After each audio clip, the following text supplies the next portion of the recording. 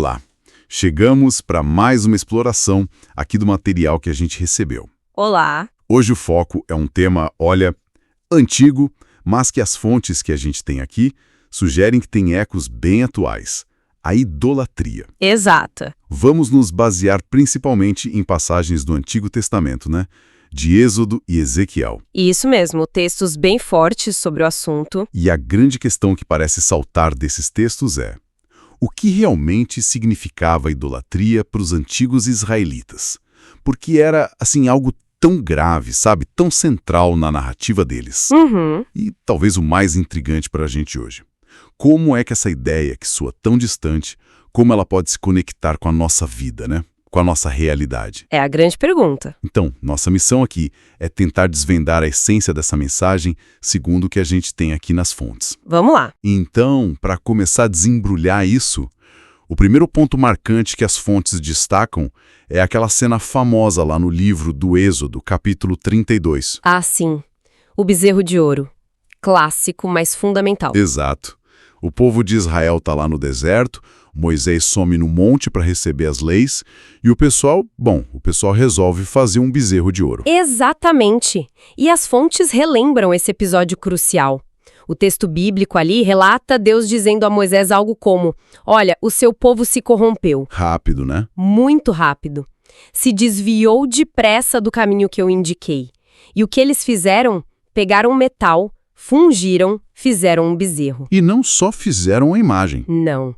Eles se curvaram, ofereceram sacrifícios e, o ponto-chave, declararam: estes são os deuses que nos tiraram do Egito. É aí que está o choque, né? A contradição direta. Porque pouco antes, no mesmo livro, Deus tinha se apresentado justamente como: eu sou o Senhor seu Deus que tirei vocês do Egito. Exatamente. Então, fazer o bezerro e dizer que ele os tirou do Egito não é só, digamos, quebrar uma regra sobre imagens. Não, é muito mais profundo. É como tentar reescrever a própria história deles, negar a ação fundamental de Deus na libertação. É uma traição, assim, na raiz. Precisamente. A análise que a gente tem no material descreve isso como um ato de divórcio espiritual, sabe? Divórcio. Forte isso. É. A escolha de adorar o bezerro é apresentada não só como um erro de ritual, mas como algo que distorceu a percepção deles, os sentimentos do povo, levou a uma corrupção interna. Entendi. E as fontes enfatizam que o texto bíblico coloca a responsabilidade por essa corrupção diretamente nas escolhas do povo. Não foi algo imposto, foi uma decisão deles ali. Faz sentido. Mas essa ideia de corrupção pela idolatria, ela não para ali no bezerro de ouro, né? O material que a gente analisou nos direciona bastante para o profeta Ezequiel. Ah, sim. Indicando que ele aprofunda muito essa questão e liga isso diretamente à ruína de Jerusalém. Sim, Ezequiel leva essa discussão para um nível impressionante e, francamente, bem perturbador. O capítulo 8, por exemplo, que as fontes destacam bastante, Sim. Ele descreve uma visão onde Ezequiel é como que transportado para Jerusalém e vê, chocado, diversas formas de idolatria acontecendo. Olha isso, dentro do próprio templo. Dentro do templo, o lugar mais sagrado. Exatamente, contaminado. O texto chama essas práticas de abominações. Coisas detestáveis, né? Que tipo de práticas eram essas especificamente? Era só sobre fazer estátuas de novo ou tinha mais coisa? Tinha muito mais coisa e era mais, digamos, internalizado do que só a estátua física. Ezequiel descreve, por exemplo, anciãos, líderes do povo adorando imagens de répteis e animais pintadas nas paredes e escondido. Escondido. Ele vê mulheres praticando rituais de luto por Tammuz, que era uma divindade pagã ligada à fertilidade e aos ciclos da natureza. Certo. E vê homens de costas para a parte mais sagrada do templo, o Santo dos Santos, adorando o sol nascente. Nossa. De costas para o lugar da presença de Deus. Exato. Essas práticas são vistas como tão ofensivas que o texto diz que elas provocam o ciúme de Deus, que nesse contexto, é importante entender, significa a paixão intensa dele, o zelo pela aliança exclusiva que ele tinha com Israel, né? Entendi, não é ciúme no sentido humano mesquinho. Não, é zelo pela relação. E esse ciúme, essa reação à infidelidade, leva a Deus a dizer que vai se afastar do seu próprio santuário. É chocante pensar nisso acontecendo dentro do templo. Mostra como a coisa estava assim entranhada, né? Não era só um ato externo, era uma mentalidade mesmo. Com certeza. E as fontes mencionam uma conexão direta entre essa idolatria e a violência na sociedade, certo? Como é que Ezequiel liga uma coisa na outra? Exato. Ezequiel 8 conecta diretamente essas práticas idólatras com a afirmação de que a terra está cheia de violência. A lógica implícita ali, que as fontes destacam, baseadas em Ezequiel, parece ser que, ao se afastar do Deus da aliança, que também é o Deus da justiça, da retidão, O povo perde o referencial moral. perde o norte, exatamente. Quando a lealdade principal se desvia para ídolos, sejam eles quais forem, os valores que sustentam uma sociedade justa, tipo respeito, compaixão, verdade, começam a ruir. Faz sentido. Então, a adoração errada levaria quase que inevitavelmente a um comportamento errado, culminando na violência e na desordem social que Ezequiel denunciava. Entendi. O foco se desvia e a bússola moral quebra. Isso não era, pelo visto, uma falha pontual, pelo que eu entendi de Ezequiel 20, que as fontes também citam. Ele via isso como um problema crônico, histórico. Sim, o que é fascinante e um pouco desanimador também em Ezequiel 20 é que ele traça esse padrão de rebeldia e idolatria desde o comecinho da história de Israel. Lá no Egito, antes mesmo da libertação. Desde lá. Desde lá. E durante toda a jornada no deserto, mesmo recebendo as leis de Deus, os mandamentos, o sábado como um sinal dessa relação especial, geração após geração, o texto diz, se voltou para ídolos e rejeitou os caminhos de Deus. É um retrato bem duro, sabe? De uma infidelidade que parece não ter fim. Poxa vida.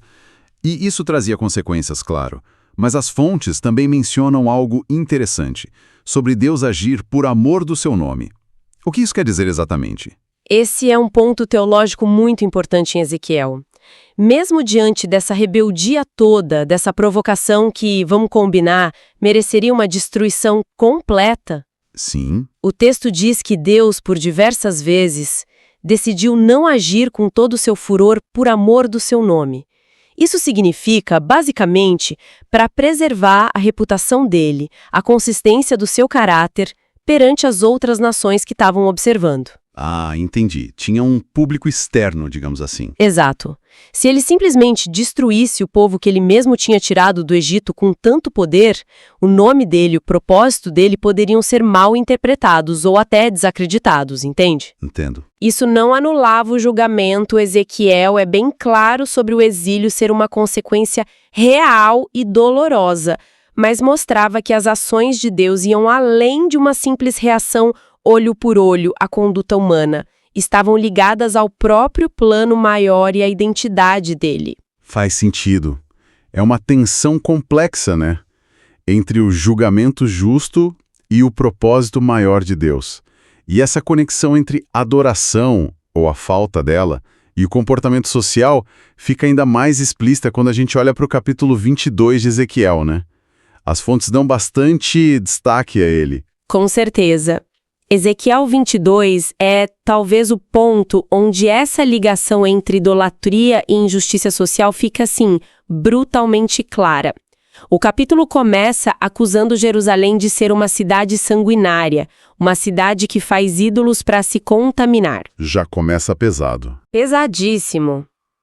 E então ele despeja uma lista terrível de pecados sociais que estavam acontecendo ali. Derramamento de sangue, desprezo pelos pais, opressão de estrangeiros, órfãos, viúvas. Nossa. Profanação das coisas sagradas, dos sábados, calúnia, imoralidade sexual generalizada, suborno, extorsão, ganância. É um quadro de colapso moral completo. Um retrato sombrio da sociedade. E onde entra a idolatria nisso tudo? É só mais um item nessa lista enorme de pecados? Não, e esse é o ponto crucial que as fontes ressaltam, baseado em Ezequiel. Depois de listar todas essas injustiças sociais, a conclusão é demolidora. Mas de mim, Deus, você se esqueceu. Ah, A idolatria, nesse contexto, não é apresentada como um pecado, entre outros, mas como a raiz, o esquecimento fundamental de Deus que permite que toda essa podridão social floresça. então esquecer de Deus abre a porta para tudo isso. É a leitura que Ezequiel propõe. Quando Deus é tirado do centro, quando os valores dele são esquecidos, a base para a ética, para a justiça, ela se desintegra. E aí se abre espaço para a exploração, para a desumanização do próximo. O esquecimento de Deus levaria ao esquecimento do valor do ser humano. Uau! Essa análise de Êxodo e Ezequiel é intensa. Mostra a idolatria não como uma questão só religiosa lá no templo, mas como algo com implicações éticas e sociais profundíssimas. Exato. E aí que a coisa fica pessoal, né? Porque as fontes nos provocam diretamente com isso. Será que essa dinâmica, essa corrupção que começa com o desvio do coração e termina na injustiça, será que ela se manifesta hoje em dia? Mesmo que a gente não tenha estátuas de ouro em casa ou imagens na parede? Exatamente essa é a ponte que o material que a gente analisou constrói. A questão levantada é o que seria um ídolo hoje, à luz dessa compreensão mais profunda que vem desses textos antigos? Certo. E a definição sugerida nas fontes é bem abrangente. Um ídolo é, fundamentalmente, aquilo que a gente coloca no lugar de Deus. Aquilo que captura a nossa imaginação. Sabe, nossas afeições mais profundas, nosso tempo, nossa energia mental. Mais do que Deus. Pode ser algo que domina nossos pensamentos, nossas preocupações e, no fim das contas, nossas decisões mais importantes. Então, o problema não é necessariamente o objeto em si, que pode nem ser um objeto físico, né? Exato. Mas o lugar que ele ocupa na nossa vida. Na nossa hierarquia de valores, na nossa devoção prática do dia a dia. Precisamente. E é aqui que a conexão com Ezequiel fica mais forte, eu acho. As fontes sugerem que o mecanismo da idolatria moderna é muito parecido com o descrito lá atrás. Como assim? Quando a gente coloca algo, pode ser dinheiro, poder, status, a carreira, uma ideologia política, um relacionamento, o consumo, a busca sem fim por prazer, ou até coisas boas como a família ou o trabalho. Coisas boas também. Sim. Quando a gente coloca qualquer uma dessas coisas no centro absoluto da nossa vida, no trono que pertenceria a Deus, segundo essa perspectiva bíblica, isso começa a nos moldar, a gente começa a ser transformado por aquilo. E tem aquela frase forte nas fontes que me marcou bastante: nós nos tornamos aquilo que contemplamos. Isso quer dizer que, se a gente foca obsessivamente em, sei lá, acumular riqueza ou em obter reconhecimento, isso não só direciona nossas ações, mas começa a mudar quem nós somos. A nossa identidade passa a ser definida por aquilo. Exatamente essa é a argumentação que as fontes trazem. Aquilo que a gente adora, aquilo que a gente coloca no centro, nos transforma a imagem daquilo. Caramba! Se o centro é o dinheiro, talvez a gente se torne mais calculista, mais focado no lucro acima de tudo, talvez até disposto a comprometer a ética para conseguir mais. Entendo. Se o centro é o poder, talvez a gente se torne mais manipulador ou insensível às necessidades dos outros. Se é a aprovação das outras pessoas, a gente vive ansioso, talvez sem autenticidade, sempre tentando agradar. É uma dinâmica perigosa. Muito.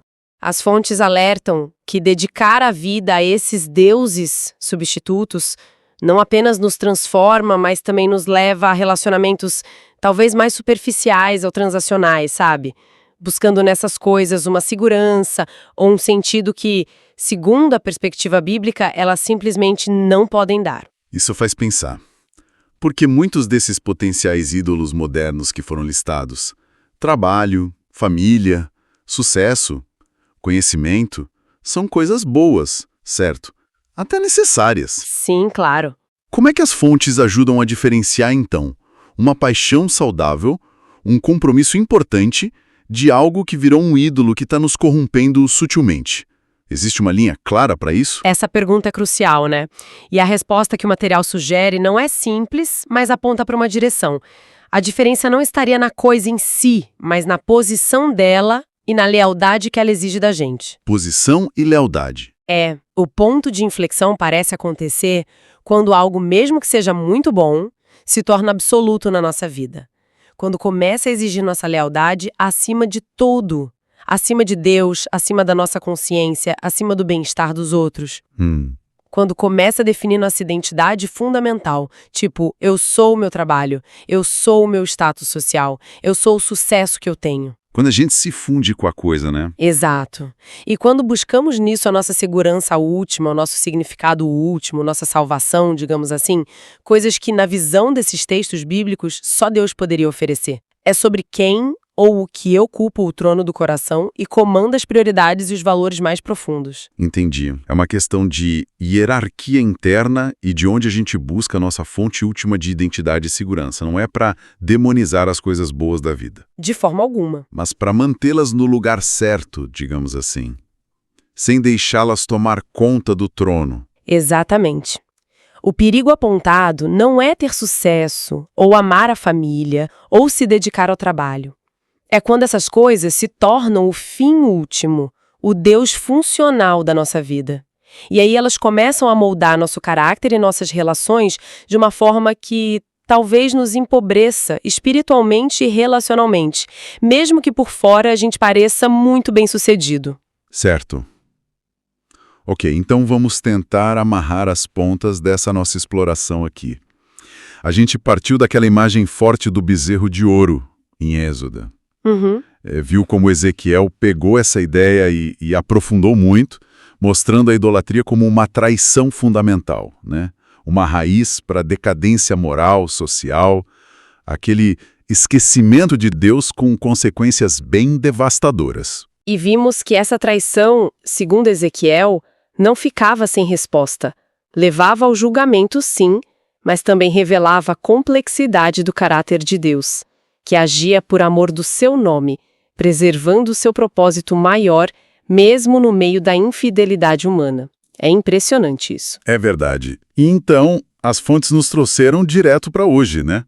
Desafiando a gente a identificar nossos próprios possíveis ídolos modernos. Sim. Que pode ser qualquer coisa que tome o lugar central de Deus na nossa vida, capturando nossa atenção, nossa afeição, nossa lealdade de forma desproporcional. E o alerta é que isso não é algo inofensivo. Tem o poder de nos moldar. Isso mesmo. O ponto central que fica é que até coisas boas, coisas legítimas, quando são absolutizadas, quando viram o centro de tudo, podem se tornar perigosas espiritualmente, segundo essa perspectiva.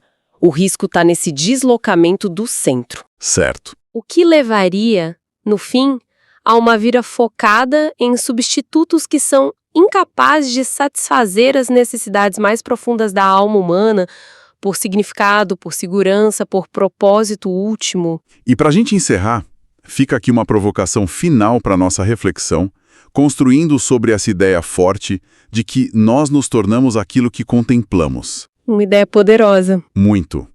Se a gente é tão profundamente moldado por aquilo em que focamos nossa atenção e nossa energia, que tipo de contemplações não intencionais do nosso dia a dia, talvez o fluxo constante das redes sociais, a cultura do imediatismo, as narrativas dominantes sobre sucesso e felicidade que a gente absorve sem perceber, que tipo dessas coisas podem estar silenciosamente nos redefinindo, moldando nossos desejos, nossa identidade, talvez até nos afastando daquilo que, em momentos mais lúcidos, a gente diria que realmente valoriza? É uma pergunta para levar para casa, né? Para pensar com calma. Fica a reflexão. Inscreva-se em nosso canal. Se você gostou deste conteúdo, compartilhe com outras pessoas. Inscreva-se agora e fique por dentro das últimas novidades.